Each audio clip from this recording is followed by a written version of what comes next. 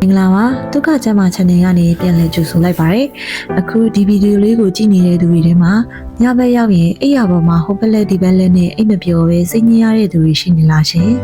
ပြင်ပန်းလို့အိတ်ချင်နေပေမဲ့မျက်စိရကြောင်နေတာစိတ်ထဲမှာအတွေးတွေများနေတာမျိုးကတကယ်ကိုနှိမ့်ဆက်ခံနေရတယ်လို့ပါပဲเนาะအိပ်ယာဝင်ပြီးတနားရီနှစ်နာရီကြာတဲ့အထိအိပ်မပျော်တဲ့အခါနောက်တစ်နေ့လုံးလုံးဖို့အတွက်ပါစိုးရင်စိတ်တွေဝင်ပြီးပို့လို့တော့အိမ်မပြောဖြစ်တတ်ကြပါတယ်ဒီပြဿနာကတင်တယောက်တည်းကြုံနေရတာတော့မဟုတ်ပါဘူးဒါပေမဲ့သတင်းကောင်းလေးတစ်ခုကတော့တိတ်ပန်နီးချလေးချင်ငန်းလေးတွေလုတ်ပြီးုံနဲ့အတွင်း15မိနစ်အတွင်းမှာနင်းနင်းချာချာအိပ်ပျော်သွားအောင်လုပ်လို့ရတဲ့နည်းလမ်းလေးတွေရှိနေပါတယ်ဒီကနေ့မှာတော့ကမ္ဘာတဝန်းကစသားတွေနဲ့အားကစားသမားတွေအသုံးပြုလို့ရှိတဲ့နည်းမြန်စွာအိပ်ပျော်နည်းလိုပဲချက်တွေကိုမျှဝေပေးသွားမှာပါဒီနည်းလမ်းတွေကအသင်ရဲ့အုံနောက်နဲ့ခန္ဓာကိုယ်ချက်ချင်းအနားယူတော့လို့အချက်ပေးလိုက်သလိုထိရောက်တာကိုတွေ့ရပါလိမ့်မယ်။အသင်ဟာဒီညအစပြီးအိပ်ရာထဲမှာအချိန်ကြာကြီးလက်ပတ်မနေချင်တော့ဘူးဆိုရင်ဒီဗီဒီယိုလေးကိုဆုံးအောင်ကြည့်ပြီးအတူတူလိုက်လုပ်ကြည့်ဖို့ဖိတ်ခေါ်ပါရစေရှင်။ပထမဆုံးအနေနဲ့ခန္ဓာကိုယ်ကိုဖြေလျှော့ပေးရမယ့်နည်းလမ်းလေးတစ်ခုကနေစတင်လိုက်ရအောင်နော်။ပထမဆုံးနည်းလမ်းကတော့အမေရိကန်ရေတပ်ကစစ်သားတွေအိပ်မပျော်တဲ့ပတ်ဝန်းကျင်တွေမှာတော့မှမိနစ်ပိုင်းတွင်အိပ်ပျော်သွားစေဖို့အသုံးပြုတဲ့ military method ပဲဖြစ်ပါတယ်။ဒီနည်းလမ်းရဲ့အဓိကလေးဝချက်ကတော့ခန္ဓာကိုယ်ရဲ့ကြွက်သားတွေကိုအပိုင်းလိုက်ဖြေလျှော့ပေးတာပါ။အခုပဲအိပ်ရာပေါ်မှာအဆင်ပြေဆုံးဖြစ်အောင်တက်တောင်းတက်တာနဲ့လေးလျောင်းလိုက်ပါပြီးရင်မျက်နှာကကြွက်သားတွေကိုစတင်ဖြေလျှော့ပါမျက်စိရှာနဲ့မီးရိုးတွေမှာတင်းကျပ်နေရမျိုးမဖြစ်စေပဲရော့ရဲရဲလေးထားလိုက်ပါပြီးရင်တော့ပခုံးကိုတက်နိုင်သလောက်အောက်ကိုနှိမ့်ချလိုက်ပြီ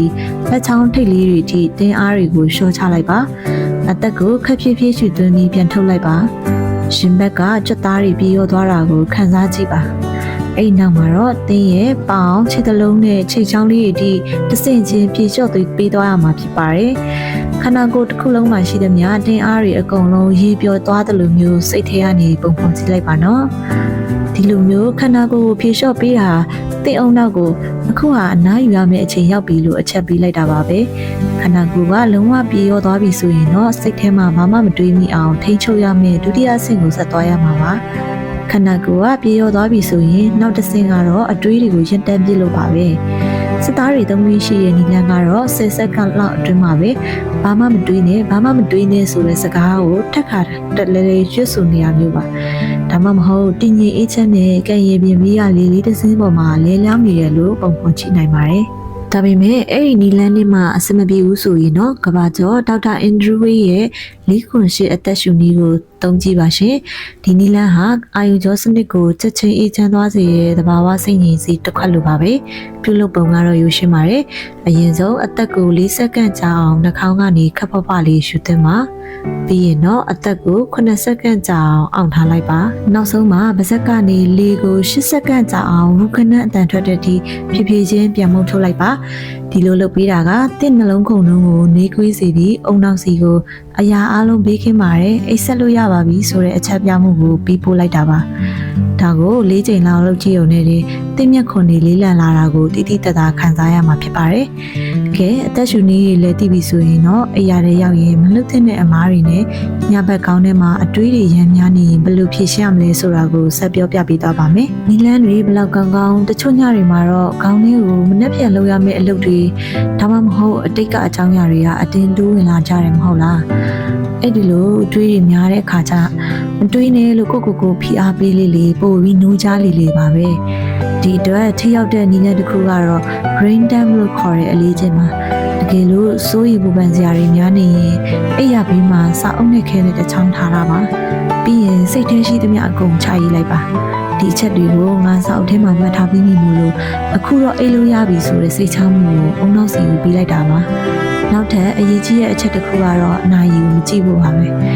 အိပ်မပြောတဲ့အခါနာရီကိုခဏကြည့်ပြီးငါအိပ်ဖို့9နာရီပေါ့ကြံတော့တယ်ဆိုရက်တစ်ချက်မှုတွေလုပ်နေတာကသိစိတ်ကိုပို့ပြီးတော့စိတ်ဖြစ်စေပါတယ်ဒါကြောင့်နာရီကိုနဲ့အလံဝေးရဲ့နေရာမှာပဲထားပါနောက်ဆုံးတစ်ချက်အနေနဲ့အိပ်ရပေါ်မှာဖုံးသုံးတာကိုလုံးဝရှောင်ကျဉ်ရပါမယ်ဖုံးကထွက်တဲ့အလေးများကအိပ်ဆက်ခြင်းဟော်မုန်းကိုဖျက်ဆီးရုံနဲ့မကပဲဖုံးထဲကအကြောင်းအရာတွေကတင့်အုံနောက်ကိုအမြဲတမ်းနှိုးချနေအောင်လှုပ်ဆော်နေလို့ပါအိပ်ရဆိုတာအိပ်ဖို့နဲ့အနားယူဖို့အတွက်ပဲဖြစ်ရပါမယ်အလုပ်လုပ်တာဖုံးသုံးတာတွေကိုအိပ်ရပေါ်မှာမလုပ်မိဖို့ဗီဒီယိုစိုက်ပေးပါနော်ကဲနောက်ဆုံးအနေနဲ့အမြန်အိပ်ပျော်စေဖို့အတွက်ပတ်ဝန်းကျင်ကိုဘယ်လိုပြင်ဆင်ရမလဲဆိုတာနှီးကုန်းချုပ်လေးကိုပြပြပေးသွားပါမယ် သင်ရဲ့အိတ်ခမ်းပတ်ဝန်းကျင်ကလည်းအမြင့်အိပ်ပျော်ဖို့အတွက်အရေးကြီးတဲ့အခန်းကဏ္ဍနဲ့ပါဝင်နေပါတယ်အိတ်ခမ်းဟာတတ်နိုင်သမျှအေးမြနေဖို့လိုအပ်ပါတယ်ကျမတို့ရဲ့ခန္ဓာကိုယ်အပူချိန်အနည်းငယ်ကျဆင်းသွားတာဟာအိပ်ဆက်ခြင်းကိုဖြစ်ပေါ်စေတဲ့အချက်ပြမှုတစ်ခုပါပဲဒါပြင်အခန်းကိုလုံးဝမောင်နေအောင်ထားပေးပါဒါမှမဟုတ်မျက်စိပေးလို့ရတဲ့ IMAX လေးတွေသုံးပေးပါအလင်းရောင်မရှိမှသာအုံနောက်ကမလက်တူနီဟော်မုန်းကိုအပြည့်အဝထုတ်ပေးနိုင်မှာဖြစ်ပါတယ်ညအိပ်ရဝင်တဲ့အခါမှာလည်းဝေးရတာတက်တာချောင်းကြီးရဲ့ဝတ်စားမျိုးကိုဝတ်ဆင်လိုက်ပါဒီညမှာတော့ဒီမှာပြပြခဲ့တဲ့ခန္ဓာကိုယ်ကိုတဆင့်ချင်းဖြေလျှော်တဲ့ military method အာယုံကြောကိုညီသက်စေတဲ့4-8အသက်ရှူနည်းစိတ်ထဲကစိုးရိမ်မှုတွေကိုခြိုက်ပြူလာတဲ့ brain dump နည်းလမ်းတွေကိုအသုံးပြုပြီးအိပ်စက်ဖို့ကြိုးစားကြည့်ပါနော်မှတ်ထားရမှာကဒီနည်းလမ်းတွေကပထမဆုံးညမှာရင်100%အလုံးမလုပ်သေးရင်တော့အလေးချင်းဖြစ်အောင်2ပတ်လောက်ဆက်တိုက်လုပ်ပြီးမယ်ဆိုရင်သင်ရဲ့အုံနောက်ကအိပ်စက်ခြင်းနဲ့ဒီလေးခြင်းငန်းတွေကိုချိတ်ဆက်ပြီးသွားပြီး